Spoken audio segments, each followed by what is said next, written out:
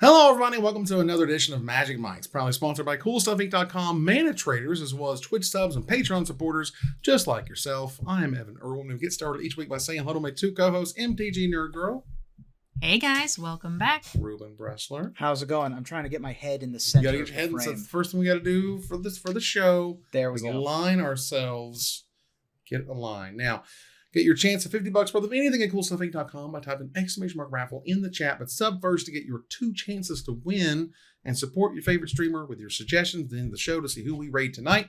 That's thanks to our sponsor, CoolStuffInc.com, where you can find cool stuff in stock every day. Check out Command Fest Orlando coming June 14th through 16th. That's the pre-release for Lord of the Rings. It's going to be awesome. Nerd Girl's going to be there. You guys should check it out. It'll be great. If you have to be in Central Florida in the middle of June, I mean, you should instead go to. It's at the Hyatt, and that's a really nice You hotel. should be in a hotel ballroom. You should be. That has good air conditioning. Yeah, sweet, excellent air conditioning. You guys will absolutely love it, and it's a good time. The professor's going to be there. It's going to be really cool. All right, so our first pick this week, well, it kind of surrounds a little bit of MagicCon because a lot of news came out of MagicCon. And specifically, the first pick news for this week is the updates to Standard and Alchemy.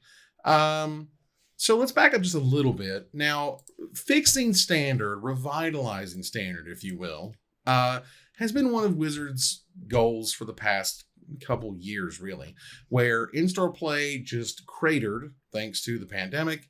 And post-pandemic, as we were talking about, it feels a lot like we've kind of gotten back to where we were around March 2020 in terms of busyness and doing things and getting stuff done. Well, Standard is still just kind of played on Arena.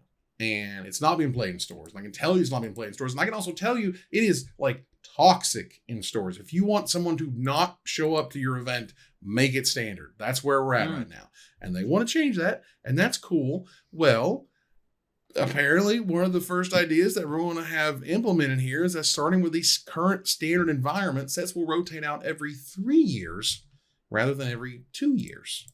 So with the release of Wilds of Eldraine, there will be no Standard rotation.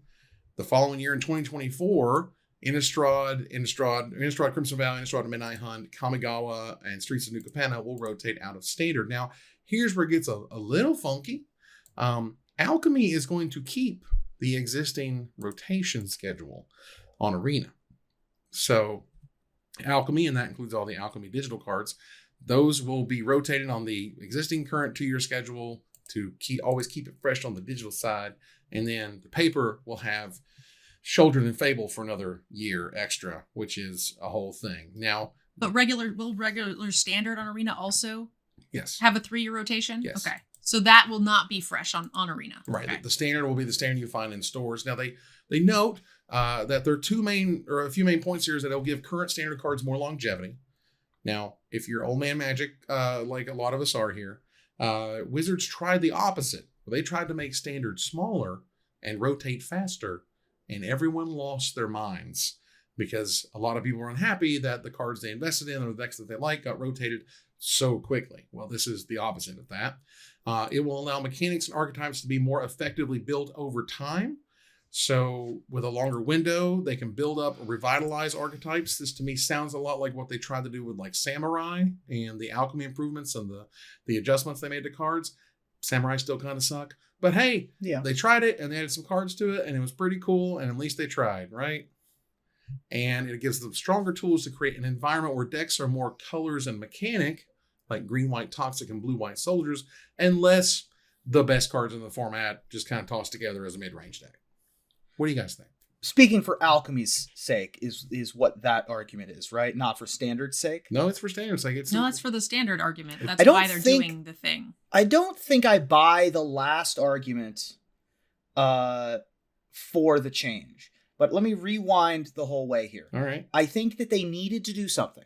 Sure. Very clearly, something wasn't working, so they needed to jolt the format. In addition, something wasn't working for Alchemy, and so they needed to make something happen with that format that nobody loved.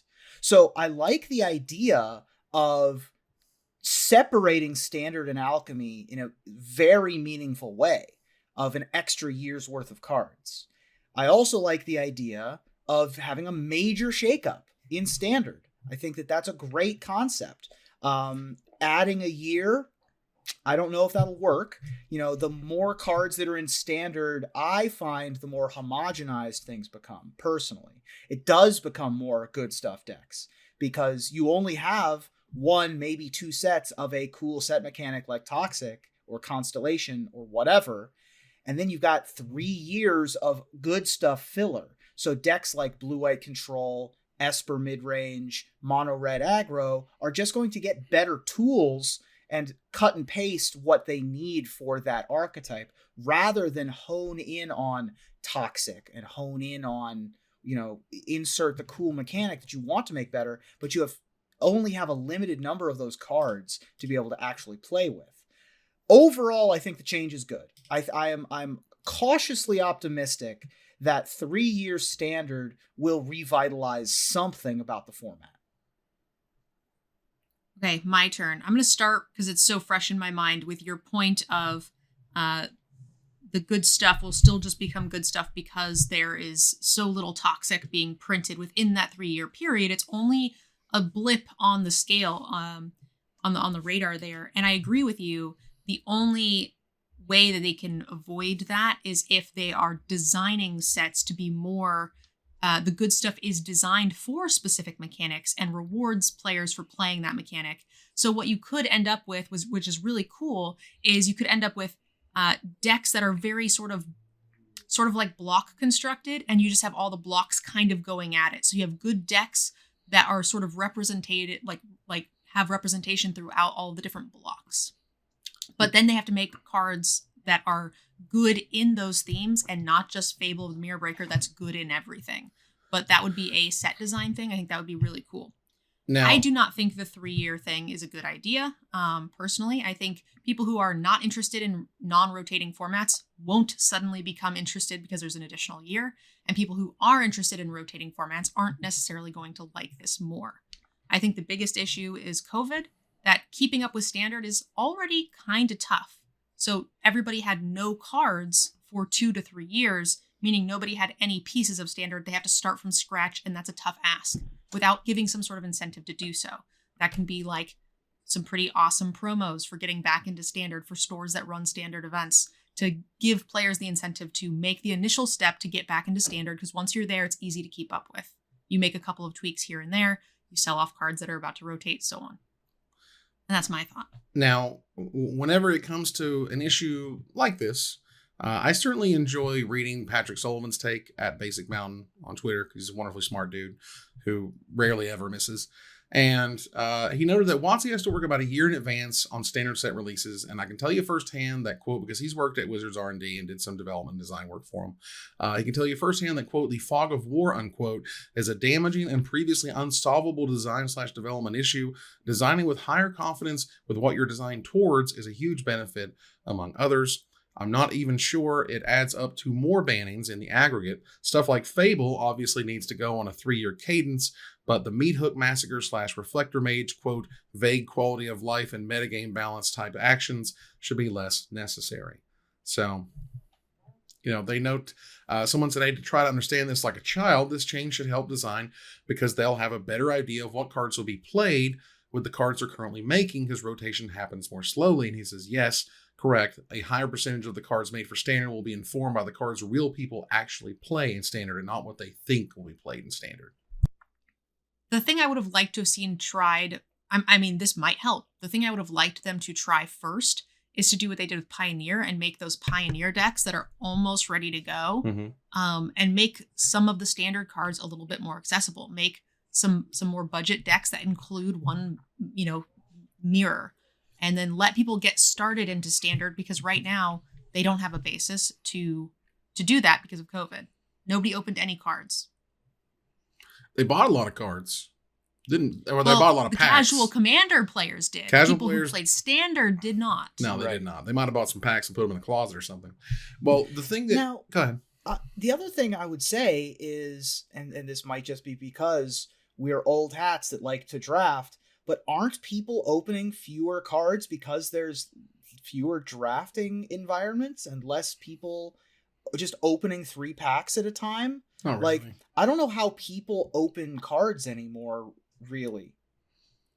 My local card stores when I was younger, we used to do 2 to 3 drafts a night, every night, basically. Like you could always show up at the card store and draft. And then most of us would sell those cards back to the store. And then on Friday nights, all of the constructed players would come in and buy those singles. And it was a very good environment. Now I go to my local game stores and there's a draft maybe once a week. So, for my suggestion, and I put this on Twitter, was we need to return to F&M. F&M has not existed as an official program since 2017. Now we have promo packs. Now you could still run Friday Night Magic. You could still call it Friday Night Magic, but Wizards doesn't call it that. Wizards gives you promo packs and foil promo packs that you can use in the events as you see fit. And I understand where all that came from, and I totally get it. But it also really just kind of gave up one of their signature, very powerfully branded things. We haven't had an F&M watermark on a Magic card since 2011. 12 years. Like, we went back to old border and everyone lost their mind. I'm telling you, bringing back F&M with F&M foils with an F&M stamp would be huge. But I also agree that's still not enough. First of all, what were they doing with Post Malone rather? And what was going on there? That just died on the vine somewhere. Okay. But, and the idea I had back then, again, still stands. And this is the Challenger deck thing. We'll give us a Challenger deck that pulls no punches, and give and reward the people for showing up at Friday Night Magic for Standard. Not promo packs, F&M promos. Get the F&M promo, have there be a promo for the winners and a promo for the attendees. Have the people be rewarded with a promo if they buy the Challenger deck to use for that weekend, that special weekend, and give them a good one. Give them a Boseiju, give them something that doesn't suck, that people will be happy to take home with them, and will really get people out there, because that's a way to get me, who does not have a Standard deck, but bought one when Mardu Vehicles showed up as a Challenger deck with 30 freaking rares in the main deck.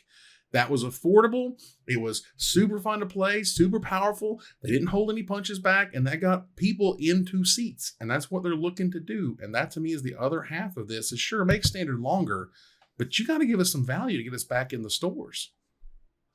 Yeah, I mean, there isn't going to be one Magic elixir that is going to solve all of the ails of Standard as a format. Right. I think that if you think that one change of making it a 3-year format is going to be the only change they're going to have to make, then they're fools. And I don't think that they don't know that. They know that. I'm pretty sure they know that they need to add some marketing. They need to, goose the numbers in other ways. So, adding things like the F&M promos or rejuvenating the F&M program would be another way to do that. I don't know how they kickstart that once we had this big break in the action. I don't know if going back to Friday Night Magic is what they have in mind. Personally, that's what I grew up with. That's what most of us grew up with. So that's what we think of. But if they don't want to go back to F&M, then they need to come up with something similar enough that it would grow the community. It would engender people to come to the store, because once you're in the store, you're going to buy stuff. Yeah, I think the Challenger decks and the promos that will make the value there to get people to invest in the initial start. And then I think that's the hardest part, is getting someone to get the shell of the deck so that way they can then keep up with Standard as they go. It's too hard to start with no incentive to do so. If the idea that you're pushing Standard to 3 years, and the idea that when whatever the sets are that are in their last year of Standard, you can then make Challenger decks that are fully powered, that have the 4 Fables, have 4 Sheldreds, like just go hard because it's the last year of them being in Standard. I'm also 1000% for that, because a lot of people have already gotten their value, gotten the cards they wanted, gotten the versions they wanted. They're still going to be powerful. They're still going to be expensive. You ride a line between, if the Challenger deck has too much stuff in it, what's that going to be? And again, this to me is stuff that Wizards needs to work out in terms of the marketing plan and the execution of how to get those decks into stores at a good price, essentially. That helps everybody. They might not be willing to put the time and money into creating those decks. It's true. And also that might just be too far down the pipeline if they started designing them today. You know what I mean? They have to design them alongside with sets that they're in development now for the product to come out at the same time, and that's tough. I get that. Yeah. The other thing I want to say is that it is a little bit of a chicken and the egg problem, because I have friends, myself included, who would like to play Standard. We show up to a store, and it doesn't fire. Yeah. Next week we're just like, oh, it's not going to fire, so we don't go. Somebody else goes, it doesn't fire, so then they, you know what I mean? So it not firing makes the people who do want to play Standard not show. So then stores then don't run them anymore. Yeah. So that's a sort of circular problem that's having a lot of an issue. I think if stores just ran them and people knew that they could show up and it would fire, I think that would do a lot of good, which maybe stores could in some way through promos or product be incentivized to host a thing. Fire a 4-person thing. We don't care. We will reward the store for doing so. So the players have some consistency. And maybe that will come because this cycle is Pioneer. The next competitive cycle, I believe, is Modern. And then after that, it goes to Standard. Mm-hmm. So the new system for competitive gameplay is stores can host their events in one of 2 formats. Either the premier constructed event, which would be Standard in this case, so they have no choice, or limited. It's always like limited in Pioneer, limited in Standard, limited in Modern. So if a store wants to do constructed events, they have to do Standard, and that might be a big enough pool to get people invested. Yeah. That's kind of how they used to do it when the PTQ seasons existed too, and it worked really well.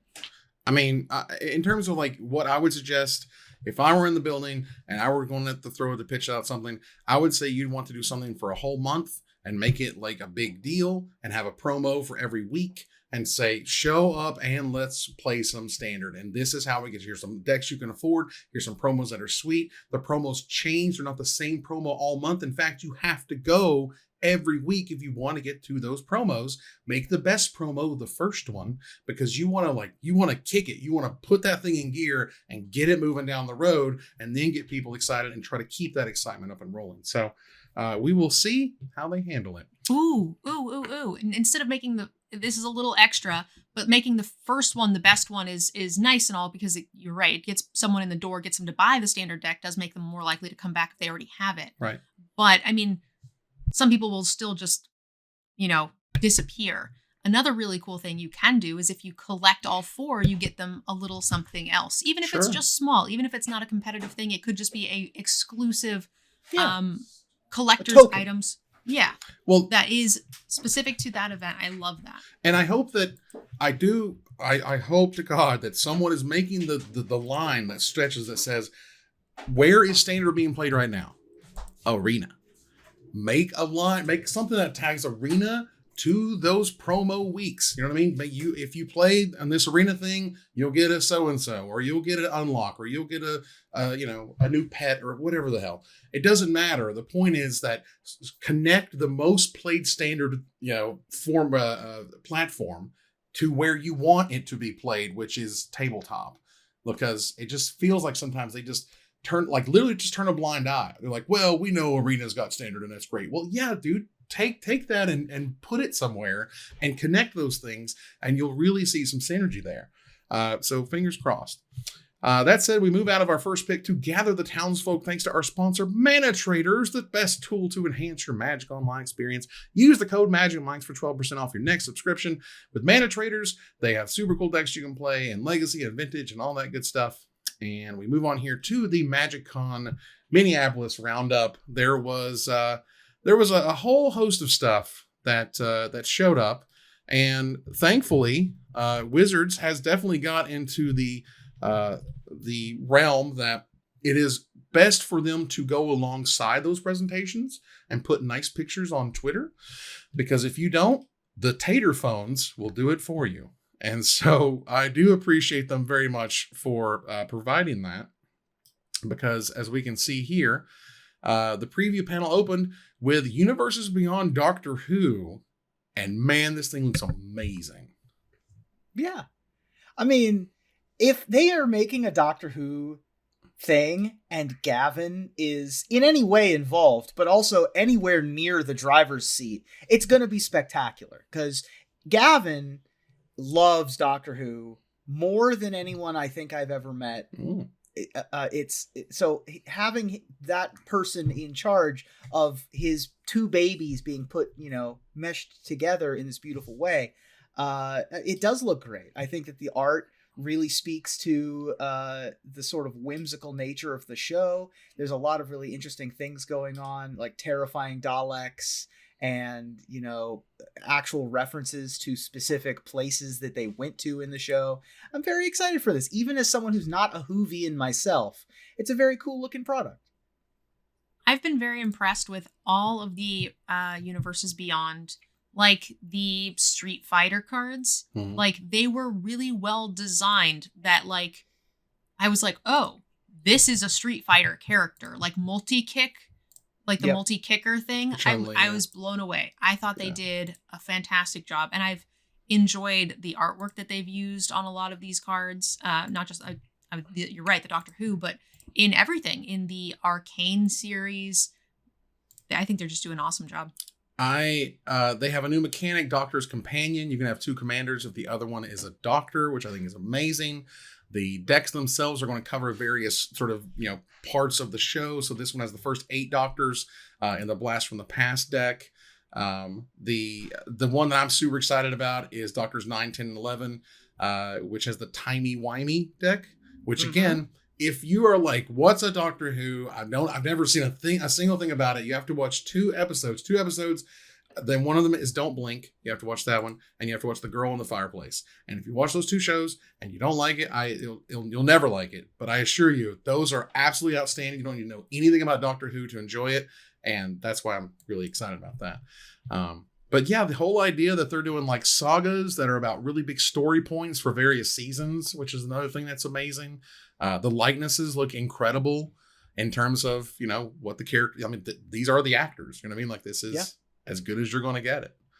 And honestly, just makes me really excited for the idea of other universes beyond. Like, if they do Star Trek, I'll just die. Like, can you imagine them doing like the 60s era Star Trek as one commander deck, Right. and the next gen is one deck, right? Like the Voyager, Deep Space Nine to Voyager era, and then like the new Picard stuff.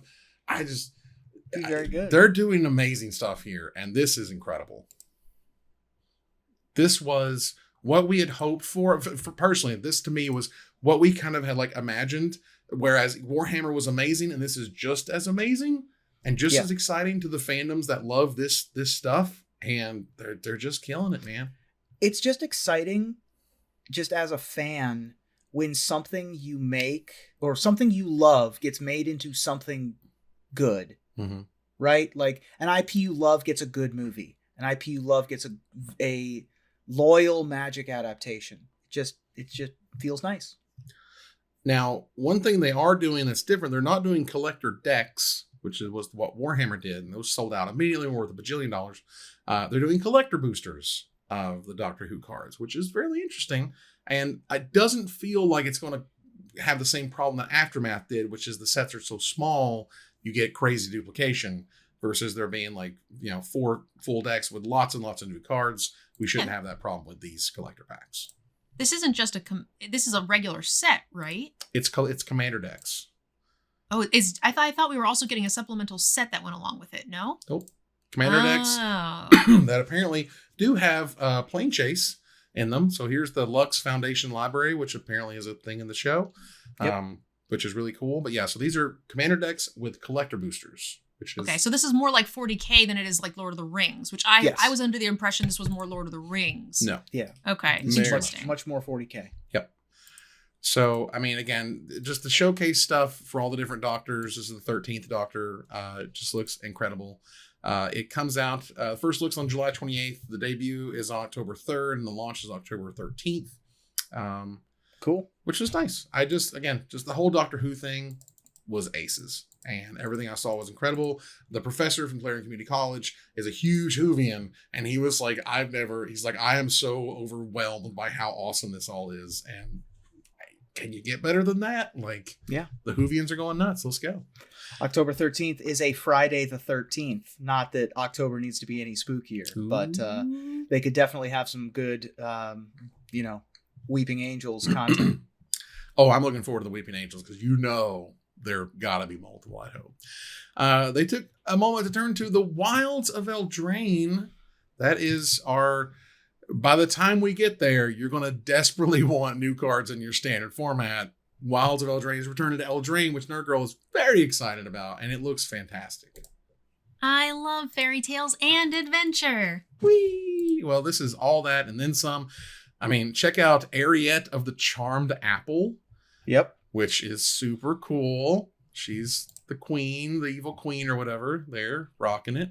Yeah. That collar that is made of mirror shards is terrifying. Oh, yeah. And again, you look at the reflection on the left there. Yeah. Oh, she's like an old hag lady. Right, but she makes herself. I didn't even notice. Yeah, I didn't look just now. And I was like, oh, that's so exciting. I got it. That's so cool. I love it. They did a great job on the first one. I don't care if people hate the cards. For limited, it was fantastic and the flavor was amazing. I love the cards. I just think that they sent it out of the door with it didn't know its own strength. Yeah, and I will take Will, Scion of Peace, which looks super cool, along with Rowan, Scion of War, which also sounds amazing. Look, Ashiok, Wicked Manipulator. Ashiok is coming back, which is also fantastic. And looks like they kept their spark. Yes, they definitely did. And that creepy monster on the right-hand side just crawling over the thing, coming to get you. That is going to be awesome. And my God, Sir Ginger, the Meal Ender, everybody. Great. Incredible. Perfect. Incredible. Should have been there the very first time. pleased. But it's okay. Well, that's fine. We didn't. Look at the gingerbread horse. Look at the horse's legs. Gingerbread horse is very good. Oh, it's so sick. If you guys, so we did one of the +1+1 episodes. We did an interview with Veggie Wagon. Veggie Wagon during this event for Minneapolis teamed up with the official Wizards cosplayer that does Garruk. Yep. Mm-hmm. And they did a bunch of skits throughout the building where Garruk chased Veggie around, who was wearing the gingerbread costume, like one of the little like Christmas gingerbread characters. Great. Chased him all around the hall and did a bunch of stuff. It was super cute. So if you guys haven't seen that, there is some wonderful gingerbread Garruk cosplay mini series action going on all over social media and like Instagram. Now, no, this is the girl from the trailer. Who might still be Callback, yes. And the double fork and the grape. I mean, it's just wonderful, and I love it. It has to be the girl, right? Because the boy dies in the first one. Right, the boy does die, right? Spoiler alert. I know, right? Kidding. From the trailer 4 years ago. But here is the product. Also, lineup. spoiler alert because food. Because food. The product lineup looks amazing. So pretty. I do appreciate that we no longer have set-based jumpstart. Best I can tell, it is there not you go, included buddy. Here. Look, man, I want all products. Score one for the good guys. I want all products to work. I really do, but that was not a working product, so high five on that one. The pre-release events are September 1st through September 7th.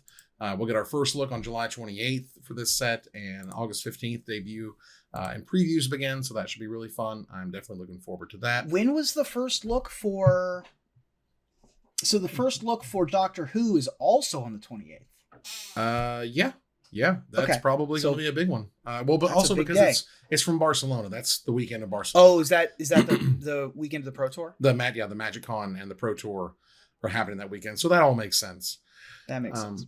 So they noted that for those who play Steam as your gaming hub or your gaming launcher, that Arena's coming to that platform on May 23rd, and that's another big deal for just getting Steam out or just getting Arena out there to all the platforms you can run it on, which is cool. Yeah.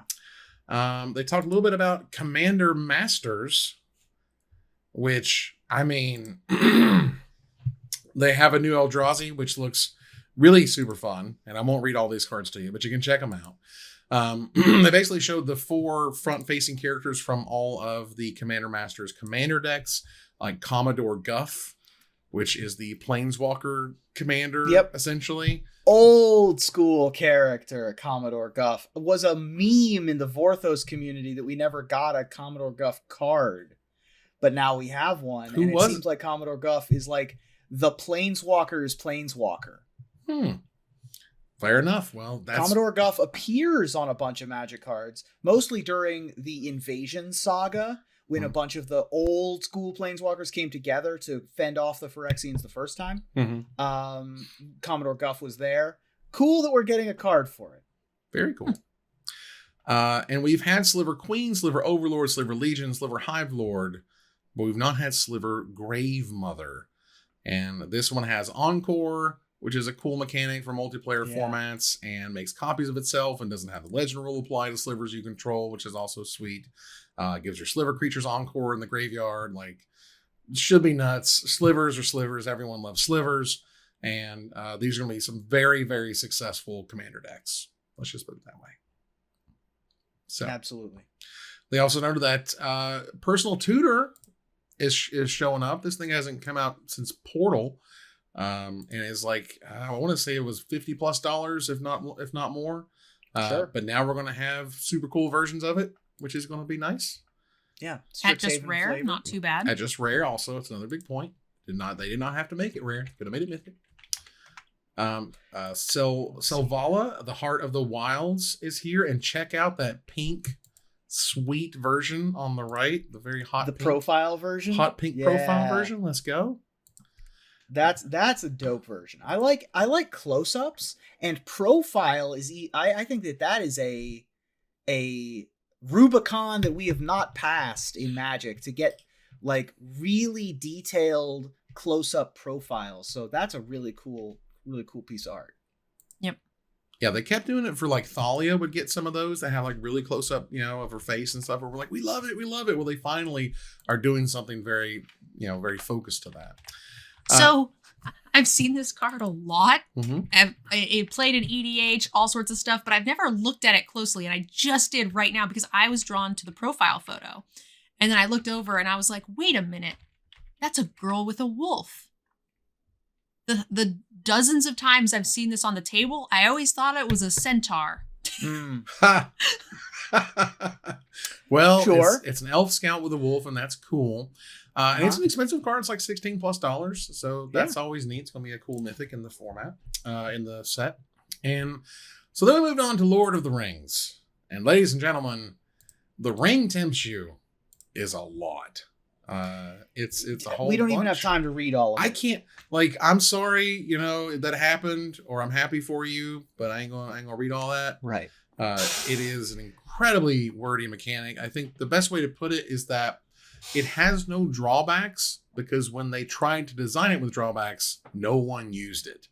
Because if you make it crappy, no one's going to use your mechanic, no matter how interesting or thematic it happens to be.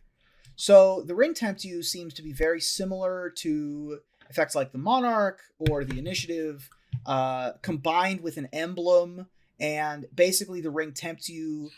When you get tempted with the ring, you gain additional abilities for whoever is bearing your ring as the ring bearer. Yeah. And there's things that refer to if this creature is the ring bearer. For example, they showed Sauron the Necromancer, which says at the beginning of the next end step, you exile the token it makes unless he is your ring bearer. And they are the ring bearer until you choose a different one or it leaves the battlefield. So that's super cool. I like the idea of it. My God, that's a lot of words for a mechanic, but it probably plays great. They're very simple, straightforward abilities. And I'll take it. I'm definitely going to play with it before I say it's good or bad, for sure. Yeah. So that's going to be sweet. And they go over some of that. And that was kind of the long and short of it. There's some other previews over the weekend, but we don't have really time to go over every last little thing. But overall, definitely some good hype. That's all I would say. Good hype for all those products. I'm pleased with everything they announced. Nothing made me upset. Nothing made me be like, what are they thinking? I trust them with their card design enough that the ring will be not miserable to play with and explain every game. I think that I'm excited for this. Another cool thing that we didn't mention about the set that I just saw today, actually, is that there's some really cool panoramic arts for alternates that they're full arts, but then when you put them together, they make beautiful scenes. So be on the lookout for those. I saw the Gandalf goes into the dragon card that goes into one of the hobbits, and it makes the big fireworks show. Very, very cool. Oh, it's super rad. And the cards just seem neat and cool and straightforward. I want to give a quick shout out, including the Minneapolis weekend, was the Pro Tour. Nathan Steuer is an absolute monster. He is the biggest rising star that I've seen in a long time in terms of just from start to just superstardom. just taking a straight line, Yeah. just taking the elevator right up to the top. And for having won the Worlds, gotten in the finals of the last Pro Tour, and winning this Pro Tour, that is, at the very least, the beginning of what you could describe as an unprecedented run of finishes. The 15 months that he's had is among the best 15 months we've ever seen in Magic the Gathering, period. There's Kai's, sitting on top of the world for 2 years, but also on both ends of that was still near the top. It's just he was the top of the mountain for 2 years. You have Nikolai Herzog's back-to-back limited Pro Tour wins. You have a couple of other runs in there. Not really so much in the modern era. We don't have domination on this level, but in the last 15 months, Nathan Steuer has won the Mox last February, the Mox last October, Worlds in last October, top 8 at the Pro Tour in Philadelphia, and then won the Pro Tour in Minneapolis. That is a hell of a 15 months. And in the modern era, I'll say the last 10 years, we haven't really seen domination on that level from one person. Yeah, like I was saying, this to me reminds me a lot of Reed Duke, and I'm getting those Reed Duke vibes, because when I met Reed Duke, I was like, wow, this kid is going places. And, just seeing Nathan just basically rock it and withstand under the pressure and make great plays and make great choices when it matters has been really impressive. And similar to Reed, seems like a very nice man. Yeah, like a good kid. He's a squeaky clean, nice boy.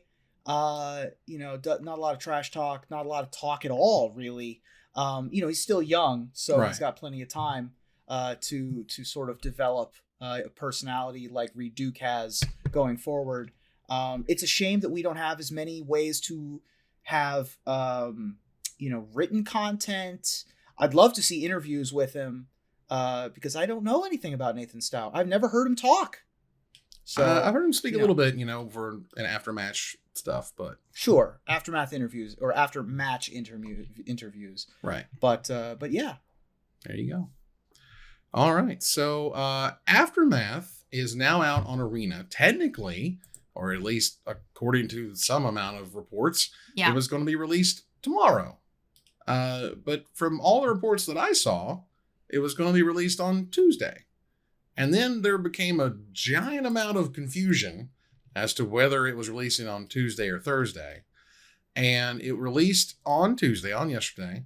And, they put a cheeky tweet that said, if this tweet gets 1 like, we'll release MTG Aftermath 2 days early. And they liked their own tweet, which was kind of cute. Now, this did affect some creators. And what I would note is, it's awesome that they release stuff early. I'm super happy about that. I'm never unhappy about new content showing up early. That's great. And I think that just should be universal. New stuff is great. It's awesome. I also recognize that maybe the cheeky response of giggling to people who were like, hey, this was a big surprise to me, wasn't the best route, because those who work in the content industry know how important it is to be able to play on day 0 and build new decks and show the new cards and show the new format in ways that did affect some creators negatively. So,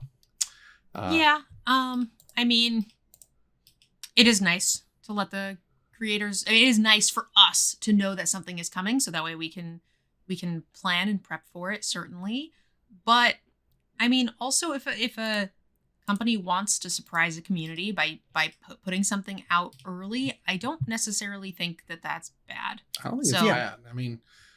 Again, I get the feel bads of I think it was Amy Zonian who scheduled doctor's appointments around when set releases are happening, right. And so this throws a huge wrench in those works. That is a feel bad, and I understand that responding to her directly was a bad look. Well, they didn't respond to her directly; they responded to someone else. Sure. And actually, they did respond and say, they actually did say we're sorry to her directly from the Arena account. But again, this to me was just almost collateral damage or something. Like they didn't really, obviously, they didn't mean to mess up any creators, anything. But they're just like, hey, here's the content, go. And I'm just like, yes, go. And it's like, wait, no, we don't want this feel bad attached to it. So that's uncomfortable. And if anything, I see where they're coming from. Yeah. Only because, so the people who comment those things are the same people who post negative things about the early access event. So I've seen comments from, it's unfair that you get to play a day early and get a jump on the format, which I think is absurd because you could just also watch the comment, or you get to do and see all the same things that we are doing. Oh yeah. It's just a way to hype and promote it. But anyway, like we get a lot of comments of people who are very, very salty that streamers get any additional privilege from it. And I think those are the same people who are doing the whole boo-hoo, woe is you don't have insider knowledge, basically. Right. And so it's a little odd, but for me, it's all positive, and I want it obviously to be positive, and, just being more careful in replies in the future if they ever do something like this is probably the best way forward. Sure. Either way, let's move on here. We're running pretty far into the show honestly, it's kind of surprising to have so much to talk about, which is great. But beyond they're making a new Commander Secret Lair deck, which is super cool, and the fact they're charging $150 versus $100, which is nice. It's 100 cards. It's 100 cards. It's a full 100 deck cards with tokens and the whole bit. So, and I'm not going to go over all of it. You can check it out. It's called From Cute to Brute. But I did want to note specifically here, Dana Fischer, long time, person we've seen over the years, honestly, just kind of progress and grow and mature in the Magic community. They had a medical emergency with their appendix, and they unfortunately had to be in the hospital. But they are okay. They were out of the hospital and they're looking great, and we hope they're doing well beyond that. So. Yeah, unfortunately had to miss Minneapolis because of a burst appendix, which is not a joke. Not a good thing. It is a serious medical condition, but was on the mend enough to be teaching her nurses how to play Magic the Gathering partway through her stay. So, we've interviewed her on +1+1. Nerd Girls played Magic with her a couple times. Several times at this point. Yeah. She's great. And great to hear that she's on the mend and out of the hospital. One of my common 2HG partners at most events. She's an absolute sweetheart, and I'm looking forward to seeing her at the next one. Yeah. So Dana's great. And the good news is there's no more appendices to burst, so this won't happen again. This particular, yes, cannot, because you only get one. I had mine removed many years ago, and thankfully it did not burst. And I'm so happy that she's okay, because I know it can get rough. It can get not good and real quickly when that happens. So let's move on here to Desperate Ravens. There's only got one little topic this week, but it's a weird one. Aftermath. Now, Aftermath booster packs are 5-ish cards or so, and that's kind of awkward. The booster packs right now, you can buy them for about $3 on CoolStuffInc.com. For example, you can get a booster box for $70. These are very cheap prices, to be honest. And these prices are pretty much across the board at this point. TCG Player has leveled out. CSI has been the $70 for a while. The collector booster box for $175 again is very low. But one of the things that Saffron Olive noted was it's funny to see Magic Online selling Aftermath packs for $2.50. If this was the price in paper, I think the community would be a lot more hyped for the set. But to be honest, $2.50 versus $3 is not that far, right? I mean, it's a full 20% of its price. So here's the thing: you're comparing it to the box price, right? That's the average price per pack if you buy a whole box. No, it's per We're pack. talking about. You guys are selling the individual packs for $2.99 essentially, or whatever. $2.99, $3. I would be impressed if that was the case, just because. Well, the problem, as we've talked about a few times now, the set has a lot of problems, and the set has a lot of negativity on it, and so the set value is very, very. It's as low as it can get, without going into the red, basically. So this is the time to get the product if you want it. I cannot believe I saw that Fallen Empires boxes are like $1,000 now. And those were dirt cheap for years and years and years. So maybe Aftermath is the magical set that you buy some of and you throw that thing in the closet for a very long time. We're not talking 3 years. We're talking like 15. And then maybe that just does gangbusters for you because nobody liked it when it came out. And that's a classic narrative of a very expensive product later on. Now, and you said 250 to 350 to 3 is not that big of a difference, but I will say it is like what, a 20% increase. Yeah, That's what everyone's noting. That's a big deal. 20% is 20%. Not gonna lie. But either way, that was something really. If I got a 20% tip, if I got a $2.50 tip instead of a $3 tip, or vice versa, that's like a big deal over a very long period of time. I mean, it's a swing. It's a swing. I did want to note here in Splash Damage that Star Wars Unlimited has been announced from Fantasy Flight Games, a new trading card game for Star Wars. Now, they noted that it's going to launch globally in 2024. Okay, cool.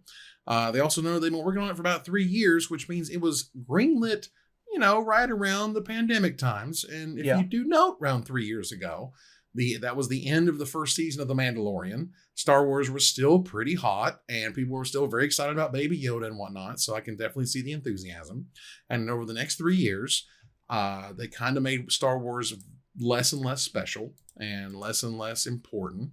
And between this and Lorcana and One Piece and Battle Spirits, it's not the greatest market to just jump into another TCG. To be making a new TCG. That I agree with.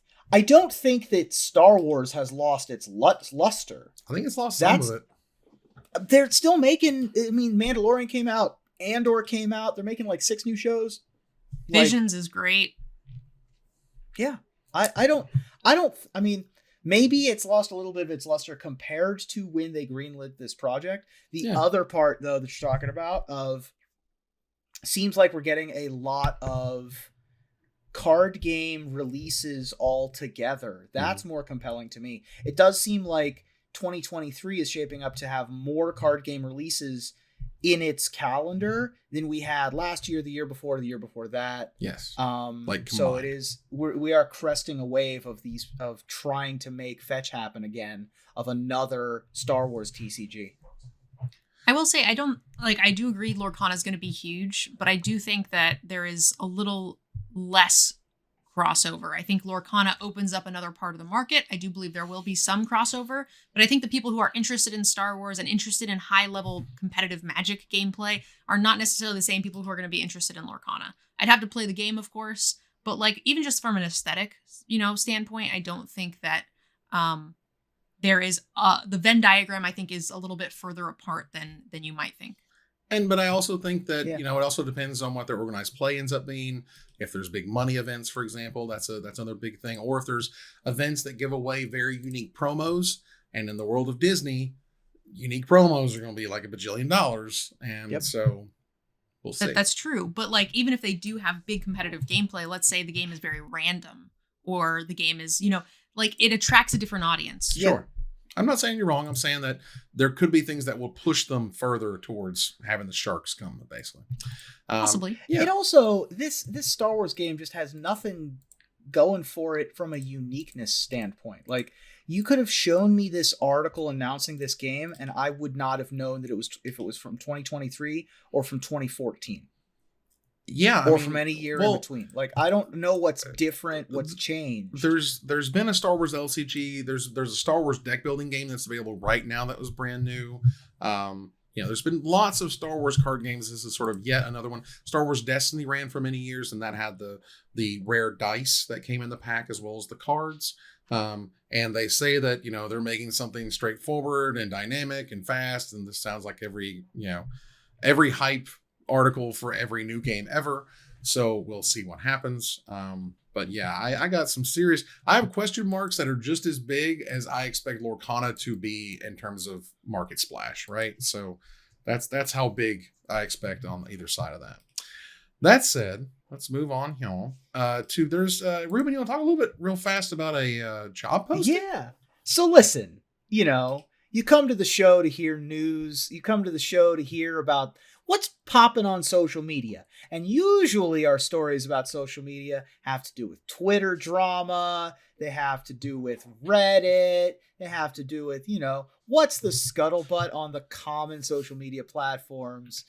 Are your parents posting something interesting to Facebook? Are your crushes posting anything to Instagram and TikTok? No. We've got LinkedIn news, because your boy is in the job hunt. Ayo. And one of the jobs that I found while digging for jobs is that Ravensburger, the company that's making Disney Lorcana, is hiring a number of positions, and one of them is for organized play manager. This is a temporary organized play worker for Ravensburger. I don't know that this position has existed at this company before.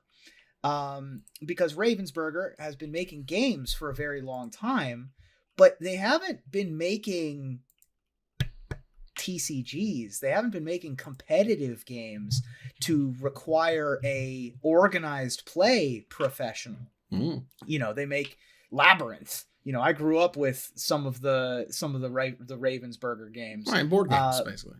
Yeah, a lot of classic board games. They've been around for 100 years. Yeah. But they don't make organized play. So this, I think, is an interesting omen for Lorcana specifically. Yeah, it is interesting because one of the things Evan said was that there's a lot of things that they could do to push it towards organized play and bringing the sharks. And in my head, I'm thinking Disney and Ravensburgers are not known for doing that. Right. That is not a thing that either company, I feel like, want to be their brand. I don't think they want the small competitive circuit of sharks. I think they want to be family and all-inclusive, which is why I think that there's less overlap. But you're right, this is a start to that. And maybe it's like a sort of like very early Pokemon style where like you had a lot of little kids very into this thing. I'm excited to see where it goes. Yeah, like are they going to have it like broken out by age ranges like Pokemon still does, for example, which could be a thing. Organized play, in my opinion, is the most important thing that Lorcana needs to get right, other than having enough product for the market. It's literally the next thing thereafter it. And it's actually interesting to me because when I joined CSI, I mean, you know, I was well versed in Magic and all things Magic and everything Magic promo and everything Magic organized play. Well, there is actually a lot of different little organized play things that board game companies do. They're all sort of very small and minor. They usually only happen for one weekend, for one game in particular, and they'll give you a special promo for this one game or this one extra card or this one special version of a thing or a bit or a bob or a dice that comes in the game, or for example. And that's kind of what they do for organized play for board games. And so I can also see why they are looking for some other sort of outside help for maybe those who do know Yu-Gi-Oh! And Pokemon and Magic and how they do those things and how they run that stuff in the store, because getting that right will be super duper important. And like I said, Ruben, I think you do an amazing job at it because you know what's important. Like you've worked on all the different scales and you've seen the big events and the small events and you've played in them, I mean, you know? I'd love to do the job. If anybody from Ravensburger's watching the show, I did apply. I'm sure a bunch of people applied. Sure. And I think that there's a bunch of people from Yu-Gi-Oh!, Pokemon, Maple Story, you know, like these games that are traditionally for a younger age group, in addition to folks who have played Magic and, you know, Kaijudo and like the games from Wizards of the Coast perspective. I'm excited that they're hiring someone for the job and not just trying to make it work. Yeah. So, then that's another thing that I'm very concerned about with Star Wars Unlimited, which again, won't be till next year. So it's not that big of a deal, but you know, seeing that Fantasy Flight has not done well with organized play programs in the past, whether they miss deadlines or they don't get product out the door, or like a season just goes late and they don't have the new stuff out soon enough. All these things I've seen before. And so that stuff you really need to hit in order to make it work. So let's move on here, turn the corner to the finisher. We know now what it means when a card says the ring tempts you. And it turns out that getting tempted is much better for players of MTG than it is for folks in Middle-earth. But tell me, what other literary devices would you like to see gain mechanical effects in future Magic releases, Ruben? Well, one of my I was going to make a Hitchhiker's Guide punchline to this, by the way, no joke, but I couldn't think of a funny, like, I wish I'd done it now that I would have had. I know, right? Like the towel or something. Yeah. Exactly. One of my other favorite authors growing up was Kurt Vonnegut. So I'd be excited for a Slaughterhouse 5th edition with the main set keyword, "So It Goes," which of course is shorthand for whenever a creature dies.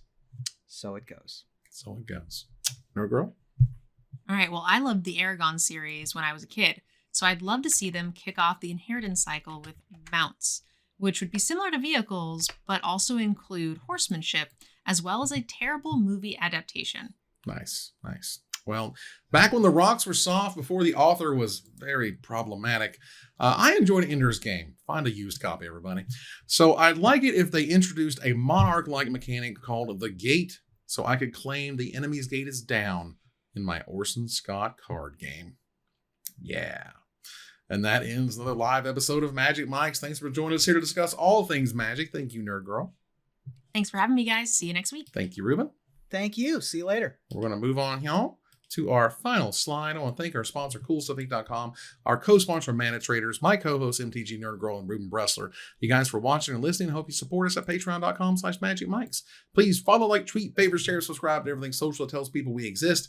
Catch us online on our Discord, twitch.tv at Magic Mikes, on Twitter at Magic Mikes Cast, our Magic Mikes subreddit, and like the Magic Mikes page on Facebook. Or join us here next week, same time, same place, for another episode of Magic Mikes. Good night, everybody.